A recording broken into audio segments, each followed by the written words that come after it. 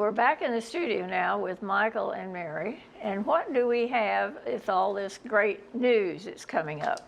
Well, I'm going to let Mary start. Mary's going to start us off. Information, and we're gearing up for the holiday season, so. Okay. So not only are we gearing up for the holiday season, but we're also gearing up for a new year. So 2020 is approaching. And so, you know, we can easily talk about eating healthy in the holidays or like New Year's resolutions, but I also want to talk about what you're going to see changes nutrition-wise in 2020. Okay. And what I mean by that is we're actually having new nutrition labels in 2020. So this shouldn't be terrible news to anybody. This was first introduced by the FDA in 2015, and food companies were given the new law to start following, given 5 years to start phasing out the old nutrition label, but now January 1st, 2020, we should be seeing this in grocery store products everywhere. Okay. So I just want to go into a little bit more detail about, you know, who makes the label, like how do we decide what goes on it, and then what are the actual changes that we're going to be seeing everywhere. So first is like the FDA makes the label, so the Food Drug Administration, they go through what do consumers need to know about their food products, and they're approving if it's safe for consumers to have.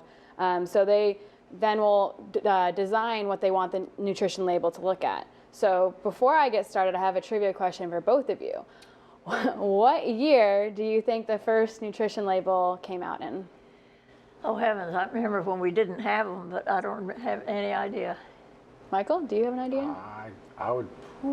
I couldn't even tell you. Yeah, okay. Maybe 40 years? 40 years. So 1973 was actually the first year that nutrition labels were required by law to be on food packaging. So ever since then, what the company FDA has been doing is following food trends and like diet trends of Americans to figure out what information needs to be on nutrition labels. So when we ask the question of how does the FDA decide what goes on the label, it's going to be changing based off of diet trends. So previously, we would have vitamin A and vitamin C always required to be on the nutrition label. And that was because in 1973, a lot of the diet trends were showing that consumers were always pretty much deficient in vitamin A and vitamin C, and so they really wanted us to focus on that. Now, in current day, we're actually seeing that we're low on vitamin D, and people want to know more about potassium in their food items. So in 2020, you're going to start seeing at the bottom of labels vitamin D and potassium on everything required by law. How much does the medical profession feed into this? Greatly, actually, because we aren't just looking at diet trends, but we're looking at scientific research, showing what is affecting our bodies differently. And a perfect example of that is going to be trans fat and calories from fat. So originally in 1973, going to the 1990s, science was kind of showing that we really want to cut out trans fat because it's not good for our heart, it's not good for our circulation system. And so they started to show consumers how much trans fat was in every product. Okay, we have a call coming in. Hold the thought. Let's have that call. Good morning. Morning. Good morning. I have a question about the scheduling of special dining events. Now, last month on a Friday, we had a night on the town. It was also the last night of the Green Spring Players play. This caused the patrons to have to hurry. We had to consider holding the curtain, and it made it impossible for the production people to go because some of us have to be there as early as 2 hours in advance. Now, this upcoming year, I understand, is already scheduled for opening night of the Green Spring Players presentation on a Tuesday, I believe. Now, apparently, the night itself, either a Friday or a Tuesday, is not a factor to consider. So I was wondering why, if this special event must be during performance week, it might not be on a Thursday. We are dark every Thursday. Now, it can't come as a surprise to anyone who looks at the Masters schedule, because the Green Spring players schedule their plays an entire year in advance. Yeah, that would. So my question is, can anything be done about this?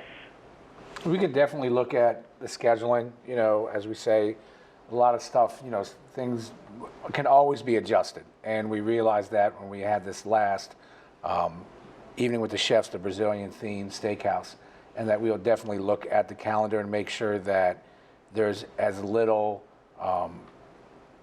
involved, you know, that we don't interfere with large, you know, programs that are going on in the community or with other departments.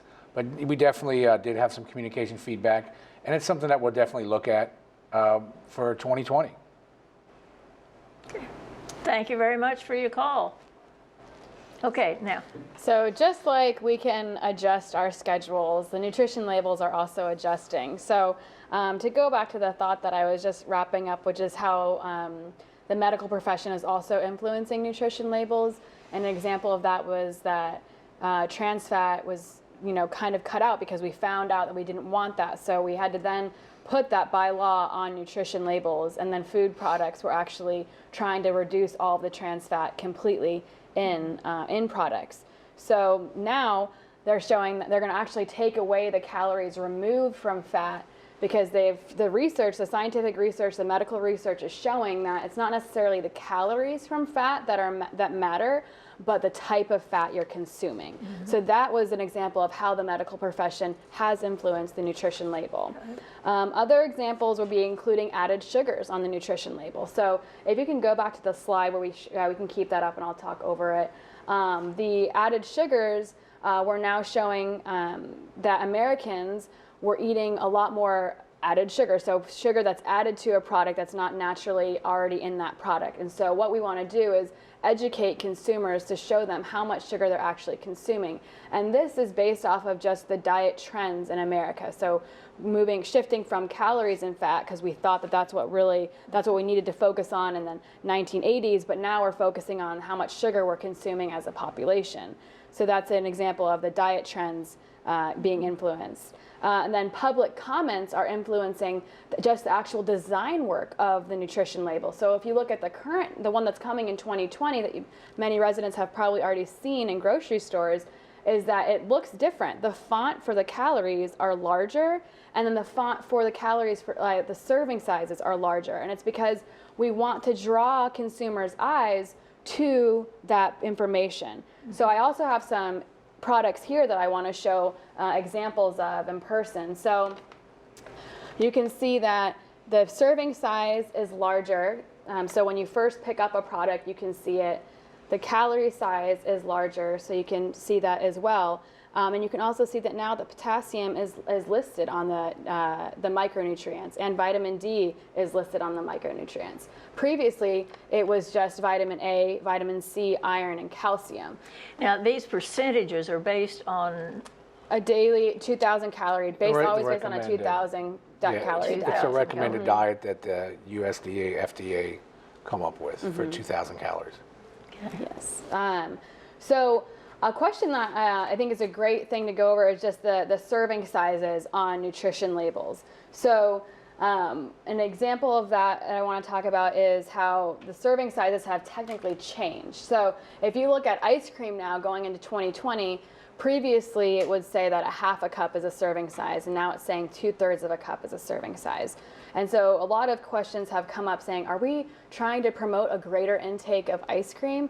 And the reality is, no, we're not. But again, following the diet trends, they're showing that we want to show you what Americans are actually consuming. So when you pick up, a container of ice cream, very few of us are actually eating half a cup. Most of us are eating 2/3 of a cup. Because the serving sizes that we get are often so large that we're way over that 2,000 calorie if we eat the regular the information is servings. also more realistic. It's realistic, going based off of what Americans are doing. And an example of that would be, I actually brought 2 Monster drinks to show. which is that this Monster drink, this is one with an older nutrition label. And so I know very few of us probably have Monster drinks now, but it was hard to find a product that still has an old label because 2020 is right around the corner and most of them already have it. So this will say that there are 2 servings in one bottle. So if you're a consumer, you have to double everything in your, so you're going to be doing math trying to figure out what's in your product. So it's not realistic because how many of us are just going to sit here and drink half of this, right? So now the new one is showing this is 1 can, so 1 serving. And so we could say, well, are you trying to encourage us to drink more of a Monster drink or more of a soda?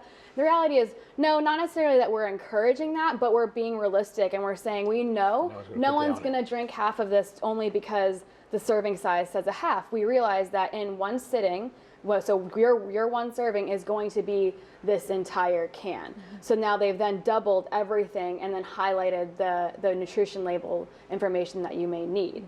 Another great, and this is one thing that I'm very happy about, is the dual columns that you're going to start seeing on products as well. And what that means is, again, going back to the portion size, that certain projects, like you're going to have the serving size that's recommended, but then you're going to see how much is in that container total. So you're going to have 2 columns side by side. And again, it's kind of going back to, this is what we should be eating, but this is what we're actually eating. If I go home and eat that full bag of potato chips, I want to know really, what am I eating? Exactly. So, looking at this, you can say, okay, well, this is 160 calories in 1 serving, and that's, if you're going to eat 1 ounce of chips. How many of us can open a bag of chips and say, this is exactly 1 ounce? Yeah, how much is 1 ounce? I mean, you can't do that unless you have a scale, right? Because even as a dietitian, I can't put 10 chips in my hand and be like, you know what, I think this is about 2 ounces. I better, take some off. Reality is we're going to be eating almost the whole bag. So they're showing how much is actually in the whole bag because this is what we're eating in a serving. And for those who are going through the cafe, if you go through the cafe for lunch, you're getting, everyone grabs a full bag of chips. Same in Woodland, when they use chips, the serving size is one of those bags. So now it's going to be more realistic, like Mary was saying, that, okay, I'm going to get true numbers. And I personally, as a dietitian, but also as a consumer, as we all are consumers, I am very happy with this new nutrition label because I think it's empowering. It really draws your eye to what's important. So the portion size, the calories, and the added sugars, because now with all the processing that food goes through, we don't really know how much is in our food anymore. And this is point blank saying, hey, listen, you may be eating, chocolate dipped cherries, and you think, oh, well, cherries are great, but you don't realize how much added sugar is in that chocolate. And so it's showing you and it's empowering you to understand what you're putting into your body. So if you're going by the calories, then you've got okay, I've got $2,000 to spend today. How am I going to spend it? Yes. Right. And you can decide, okay, I'm going to buy, I'm going to do a bag of potato chips and a bowl of ice cream. And there you go. And I've got my $2,000 spent. Yeah. Well, it's kind of funny. I realized I brought some more unhealthy foods to show, but it's because it was the greatest example of showing the differences. Right. You can hold up an apple, but it's reality. Yes, it is. We're gonna, it's being transparent. It's being reality. When you think now, maybe now for a lot of the servers or whoever, the staff, when they buy these, I don't know anybody's like, I'm going to save half for tomorrow. Exactly. It's not. Because it'll also go flat. So. And same with the chips and all that. I agree with Mary. It's a great, I guess, upgrade that they did. Right. So I do have a couple of questions prepared, Okay. some that I've received already, some the most commonly. This is a call-in show, so let's don't depend on our guests to give out us all the questions. And I know I already answered this one. Oh, you can go back. I know I already answered this one, but I think it's interesting, and I think it's just so important to highlight the changes. So why are vitamin A and vitamin C no longer required on nutrition labels? Well, actually, by law, they're no longer required, but food companies are voluntarily still allowed to provide that information. And again, it's going back to following the trends of, our consumers. And we're realizing that in current day, our consumers are no longer deficient in vitamin A and vitamin C, but we are deficient in vitamin D. So they want to highlight that. And they're still going to have iron and calcium listed on there as well. And a new add-in is going to be potassium, which is very helpful for, you know. Okay, we have a call coming in. Let's All have the right. call. Woo-hoo, man. 2. That's good. Hello. Hi. Hello. Morning. Yes, I have a question about holiday drinks in the dining room. You have plans to serve eggnog during December Ooh, that's and a good hot question. chocolate. We're definitely looking at that, and I know we've done it in the past, so I would think that'd be something that we'd be doing. But, you know, as we plan our holiday meals, we put everything in place. And yeah, I think I would see hot chocolate, and, you know, again, with the eggnog, it's the availability through our purveyors. I don't want to give a concrete because we did get some information about the egg industry, that production this year has been kind of short. We already got information about shell eggs, that there's going to be a shortage of shell eggs. So if stuff's available, I don't see a problem. But again, you know, we're planning for it, so hopefully the product will be available. And we'll have a calorie count on that too. I mean, if you want a calorie count on eggnog and hot chocolate, we'll provide it. I don't think people want to see that. I you don't know? think so either. That's actually a great segue back to my last 2 questions, which is, so by January 1st, 2020, will we actually be seeing this nutrition label everywhere? And the answer is yes and no. So yes, you'll start seeing this on food items in the grocery stores if the industry or the food company itself is making over $10 million income on that food product. So that means that more people are consuming it, so they have to have this newer nutrition label on it. If the food company makes less than $10 million annually on that product, they have till 2021 to update their nutrition label. So they're getting a 6th year to kind of phase it in. And then the last question would be, so with the eggnog, with the hot chocolate, if we start serving that, are we going to be able to start seeing the new nutrition label on our My Nutrition website and the app? And the answer is that, well, we don't have $10 million of income, so no, you may not see that. But I do know that our corporate partners are actually thinking about that, because that is a question I brought up to our corporate dietitian, wondering, are we going to be changing what you see on My Nutrition to reflect this nutrition label? But because, and also like our actual overall recipes, they're not they're safe, but they're not like reviewed by the FDA. They're like proprietary. They're yeah. proprietary. Yeah, I noticed the soups do not documents. have the calorie count on them. Soup should. They should. If any recipe that Not comes on, out of not on the menu. They may be on my right Oh, My on the Nutrition, menu, yeah, the it was menu. mainly the entrees and the sides. Right. As far as getting detailed information, again, we always say My Nutrition. And remember, My Nutrition is based off of portion size. So you may say, well, this bag of chips says, but we also, our portion sizes aren't like the industry. Right. Obviously, our entree sizes are smaller, or the sides are smaller. So all that information you see on My Nutrition is geared towards the portion size we serve here. Right. And it's kind of like if you go through a cookbook, you're not going to see the 2020 FDA approved nutrition Right, label. right. So it's going to take time. Right. So. Okay. Interesting. Give us something to think about as we go into the new year as to how healthy we want to be, what we want to give up, what we want to emphasize in our diets. Absolutely. Okay. Go along with, we're in the season, the holiday season. The holiday season also. Oh, we have another call okay. coming in. Wonderful. Popular today. Let's have Awesome. another call.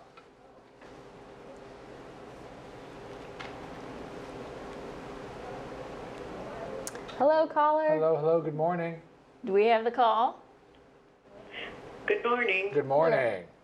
My question or observation is the calorie count on our menu in Fireside for a 2-egg omelet with 4 cheese. It said it's only 180 calories. It's so good. I'm sure it's a few more than 180. That's something that we can definitely look into. We can definitely research, and we have enough information that we can go back into both My Nutrition and Net Menu to make sure that the calorie counts are accurate. And the portion for that. And the could be- portion is correct. Yeah. So we'll definitely The do. portion is 2 eggs, and it's so good. But thank you. No problem. So Okay. going in, we're coming into flu season. Oh, And- flu season, Oh, yes. good old flu season. Cold and flu. You'll see, we've definitely, you'll see these flyers, and I'll hold one up that we have sent out, and you'll see them coming up. Fight the flu and, you know, the other infections that happen now during this time of year. And I guess precaution is always the best measure. Wash your hands. Wash your hands. So we tell everybody wash your hands. And if you do feel that you have the symptoms, we do ask that, you know, maybe you get a carry-out or a takeout meal instead of coming to the dining room because they're so populated at dinner time. You know, think about yourself, but think about the community as well. And these are the biggest two items that we bring up. Washing your hands, and I know Mary can talk about this from her side, that, you know, just washing your hands, communicating. If you do feel, you know, obviously there's the medical center here that you can visit. If you want your meal carry out Coughing to and go, sneezing, stay away from people. please. That's all It's we good ask. year-round information, but especially right Especially now, it's, you know, Right. we're hitting the season. Just a couple things going on in dining. The one thing I want to say a huge thank you to the Jefferson Culinary team and our security team. This past Thanksgiving, we prepared and delivered meals to both the Franconia Fire Station 422 right over here, and the police station, the Franconia Police Station. Wonderful. And I got a beautiful letter back from the chair of the advisory council for them. They actually had a real serious call that night. And, you know, it was a stressful call, and they said that it made their night coming back. They had a home-cooked meal. Obviously, I had to heat it up, and we broke it out into all the shifts. So we delivered actually 3 separate meals. And it's, you know, it's really, it's great to do that, to give Sure. back, especially to, you know, first responders. Every Oh, day yeah, they're 'cause putting they're themselves here. out there. Yeah. And it's just something that we in the community here do. And, you know, we've been doing it for many years. And again, Ben and his team in security, and Chef Mama and Delia and Dominic and Troy, the GM, and their whole team over there just coming together. And, you know, it's a good deed, you know, and you That's feel good great. about that. That's great. Other things coming up this Saturday, we have our Santa's workshop, and that's open to both residents and employees, grandkids, your kids, whoever you want to bring. It's going to be a great, you know, visit Santa. There's going to be some hot chocolate, and cookies there. There's going to be some activities that the kids, grandkids will be able to do. So, you know, there's still availability and open spots. Again, you can call Naheed at 604-4200 if you want to make a reservation, and it's going to be a great time. Starting the 9th for 2 weeks, we just did for Thanksgiving, we're going to do our Christmas bake sale. We partner with Clements. And again, that's the 9th through the 20th. Again, you can make your orders at the store. They'll have the flyers. They'll have all the great items available. Delivery is going to be on the 23rd. And what we do is, and it's been really received really well. You know, if you're going somewhere, you're having guests in, you're like, you know, let me just bring something. Sure. And we have a whole bunch of, we have miniatures, we have single items, cakes, cheesecakes. So, you know, check that out and see what's available. The 11th, we're going to be doing our birthday cakes, and yes, we're going to have a birthday cake for the lunchtime. doing See? very well Yeah, by us see? by lunch. We listen and you know, we try to react, and we're going to have cakes for both lunch in the Woodland Skies and in the cafe. And it's just, we've been doing this for, I guess, a couple years, just a celebration for anyone having a birthday. You know, go get yourself a piece of cake. On the 20th, we're going to be doing lobby treats, and that's also Ugly Sweater Day. So wear your ugly sweater. We'll be doing the lobby treats, and you know, everybody come out and see. You know, have a lobby treat and show off your ugly sweater. One thing I do want to talk about is it's been in the news, and I know Mary and I talked about it, and it was brought up. We've seen some recalls in the press and on media. A big one was this romaine. Right. The one thing with the romaine, we were not receiving romaine from that location. But I will tell you that Erickson as an enterprise and us here at Green Spring, we do our due diligence every day, not just on recall days, every day when we receive product. First of all, any supplier goes through a vetting process, a severe vetting process of, you know, we want to see how you're handling. I've gone out and we've visited their warehouses and where they receive stuff. And they go through a severe, deep, detailed vetting process to make sure that they're upholding not just, you know, there's the FDA and USDA, but Erickson, we also have protocols that we want in place. And I can tell you also when we receive product in here, every venue has their own receiver. So you have a person dedicated just to receiving product. We also have many layers that we have in place to protect residents and employees, because employees eat here too. And one of the items in particular is for all of our produce coming in, they go through what we call an antimicrobial bacteria wash. Now, it's a consumable product that we've been using for years, and we have a special sink, and it's got a machine hooked up, and this chemical is diluted, put into the water, and it helps cleans off. Obviously, your produce is cleaned when it's processed, but this is just another layer that we do, and it removes 99% of antibacteria on this produce. And everything goes through a wash before it even goes into production. The way we store our product and how we follow, FIFO, first in, first out, and storing raw product. And we have, how we store certain things on the bottom and certain things on top. And how many times we bring stuff in the rotation, that we're not just bringing it in on Monday, and when it's gone, we bring in more stuff. We keep our inventories low so that we're turning over stuff. So this is a big, this is a big item that residents go, hey, I saw on the news. Rest assured that everything's being done and taken in place. I go back to being part of the STAMP program.